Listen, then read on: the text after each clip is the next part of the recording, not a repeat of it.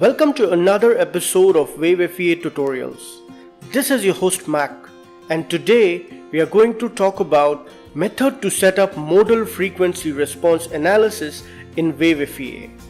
Frequency response analysis is performed to determine the behavior of a structure when it is subjected to dynamic loading conditions like the way in compressors, engines and turbines. In static analysis, the system and the boundary conditions don't depend on time. But the reality is all loading conditions are dynamic and vary with time. If the load varies slowly with time, it can be assumed to be static and static analysis can be performed. If the load varies very quickly with time, then the problem can be taken as dynamic. In static analysis, only the intensity of the load is taken into consideration. Whereas in dynamic analysis, there is a time dependency as well. What matters is the intensity of the load and the load distribution with time. There are two methods for frequency response analysis: direct frequency response and modal frequency response. Modal frequency response analysis is an alternate method to compute frequency response, uses the mode shapes of the structure to uncouple the equation of motion and reduces the problem of size. It is used for large models. This method replaces the physical degree of freedom with a reduced number of modal degrees of freedom. Let us jump right into the tutorials. Let us first change the analysis type to modal frequency response. Click on Edit Analysis in the Command Manager. Change the analysis type to modal frequency response. Also, change the name to bracket analysis and title as modal frequency response.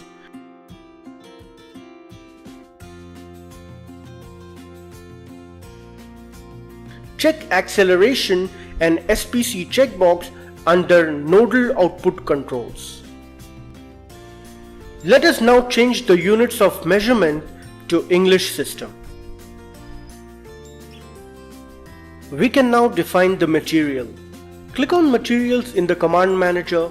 Select the material as Aluminum 7075 Heat Treated Rod.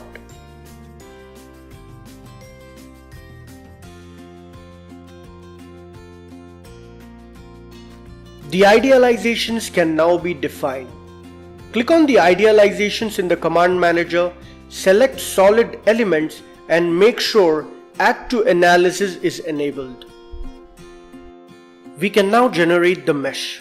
Right-click on the mesh model in the analysis tree, click Edit, define the element size as 0.25 inch, enable the continuous meshing checkbox and generate the mesh. Let us now define the rigid body connector. Click on Connectors in the Command Manager, change the type of connector to rigid under Rigid Body menu. Right-click on the space in the dependent entities, click on Select Edges and choose the corresponding 4 edges. Also ensure the Point at Center checkbox is enabled. Let us apply the constraints. Click on Constraints in the Command Manager and click on Constraints to fix the point at the base of the bracket in all the directions. Let us now add an enforced acceleration load at the center of the rigid body. Click on the loads in the Command Manager, select the type as enforced motion and subtype as acceleration. Now select the point at the base and enter 1 under AY in the magnitude. To define the load factor table, click on New Table, rename it as vs.frequency and change the type to load scale factor versus frequency.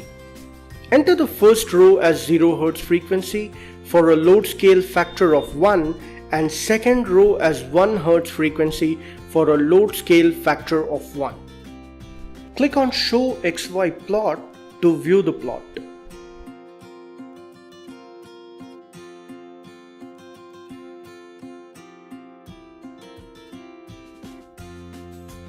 Edit the modal setup and enter the number of modes as 40.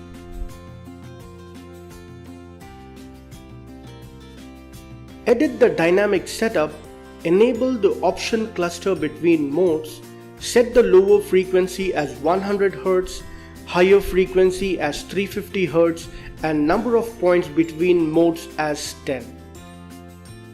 Edit damping 1 and set the damping value as 0.05%. As we have defined all the boundary conditions, we are ready to run the analysis in Nastran.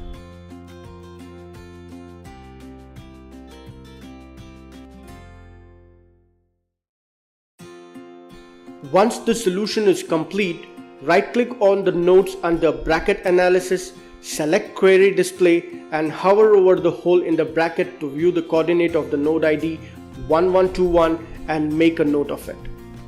Right-click on the XY plot under Results and select New.